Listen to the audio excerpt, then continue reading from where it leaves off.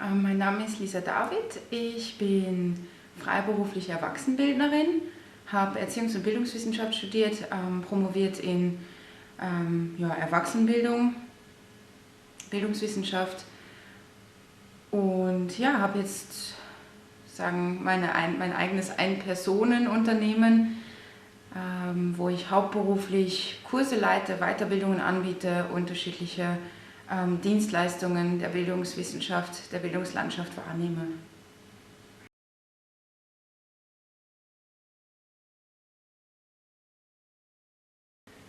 Naja, also eigentlich das eine ist, dass ich unbedingt lehrend tätig werden wollte, dass ich während dem Studium herausgefunden habe, als ich dort schon die ersten Lehrtätigkeiten hatte, dass das meine Lieblingstätigkeit ist, dass das ist, was ich am liebsten mache.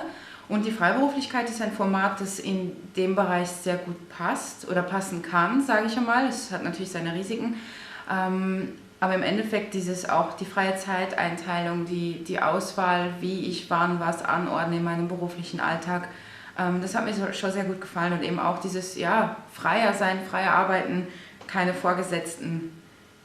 Ja, das waren so die Grundgründe, sage ich einmal.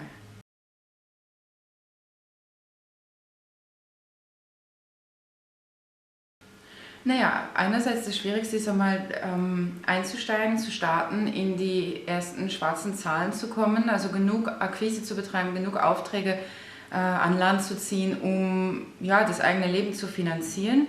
Das ist so das eine. Das andere, was für mich aber auch sehr befremdlich war, ich habe eine Kollegin, die hat immer gesagt, naja, ich bin ja irgendwie immer noch Studentin. Also so aus dem heraus sagen, ich habe jetzt einen beruflichen Alltag, den ich selber gestalte, selber strukturiere und Stressphasen wechseln sich ab mit sehr langer Zeit, wo keine fixen Termine sind und diese dann auch in eine Reihenfolge zu bringen, diese anzuordnen, so dass es Spaß macht, dass es genug fordernd ist, aber auch nicht überfordernd und dass das sich irgendwie die Balance hält, diese unterschiedlichen Momente. Das ist immer noch eine Herausforderung, das ist immer noch Thema. Ich arbeite dran, aber es macht schon mehr Spaß, dran zu arbeiten.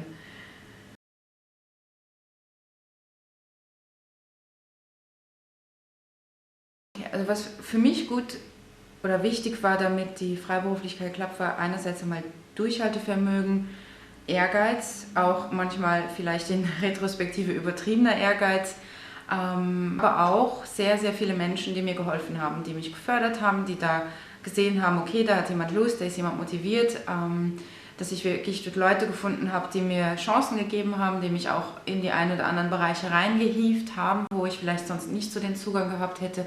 Und eben aber auch gleichzeitig, wenn ich das sage, reingehievt werden, das kann man einerseits passiv sehen, aber aktiv ist dann auch zu nutzen, als dass es einen Schritt weiterbringt. Und dazu braucht es dann halt auch Mut und auch manchmal die Überwindung, etwas zu tun, was man noch nie gemacht hat, wovor man vielleicht leicht Angst hat, aber dann im Nachhinein sieht, okay, das hat mich jetzt in meiner Entwicklung weitergebracht.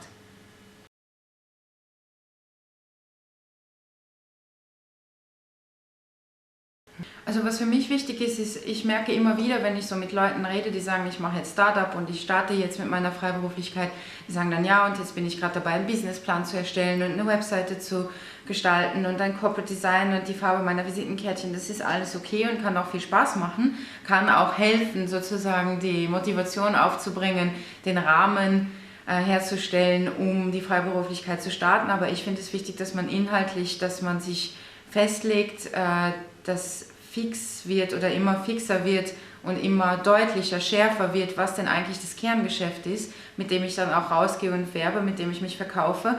Und der ganze Rest kann drumherum entstehen. Das muss nicht gleich rigide sein, das kann prozessorientiert entstehen, so wie eben sich dieser Fokus der Expertise herausstellt, kann das parallel mit einhergehen. Weil ich kann am Anfang nicht wissen, was ist jetzt das Symbol, das zu mir passt, bevor ich weiß, was ist mein Kerngeschäft.